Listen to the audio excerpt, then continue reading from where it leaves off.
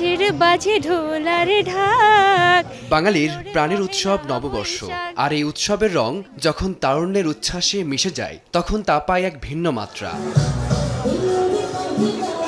পহেলা বৈশাখ উপলক্ষে north south university social services ক্লাবের আয়োজনে বিশ্ববিদ্যালয় প্রাঙ্গণ মেতে উঠেছিল বৈশাখী মেলা 1433-এর বর্ণিল উৎসবে। যান্ত্রিক জীবনের ক্লান্তি ভুলে সকলের স্বতঃস্ফূর্ত অংশগ্রহণ উৎসবের আমেজকে করেছে আরও প্রাণবন্ত।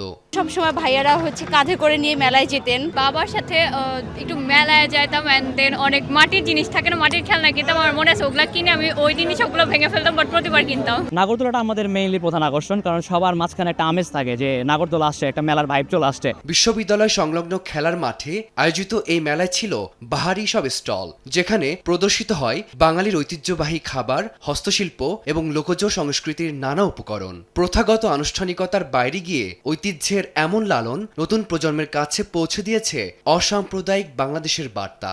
একদিনেরই তো বছরে একবারই আসে, তো বের হওয়া উচিত, সেলিব্রেট করা উচিত। বৈশাখটা আসলে সবাইকে কাছে নিয়ে আসে, আমাদের যোগাযোগটা বাড়ে, সবার দেখা হয়। বৈশাখের ভিন্ন ভিন্ন রং, যেমন লাল, সাদা, আবার ভিন্ন ভিন্ন গান আছে যেগুলো সব কিছু আমাদের ঐতিহ্যকে তুলে ধরে।